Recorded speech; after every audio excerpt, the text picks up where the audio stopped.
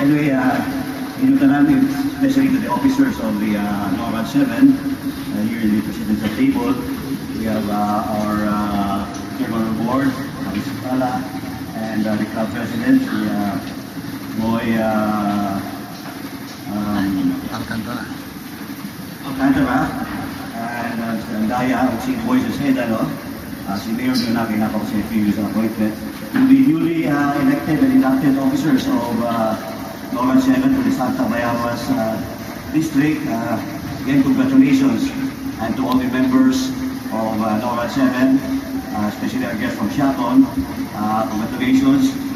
Hope you had a Merry Christmas and looking forward to a more prosperous New Year for each and every one of us. As mentioned by Mayor Solana, we in the City of Bayawan are really working all out to do our small but very important role in combating climate change. Now, if this happens, and nakabaluman na with climate change, nausap ang panahon. Ang atong mga bagyo nagkausong, nagkataghan, ang atong mga calamities nagkataghan po. And this is a challenge for you also as members of NORAD 7, because you will be actively doing your role to support the rescue agencies, especially in the field of communication.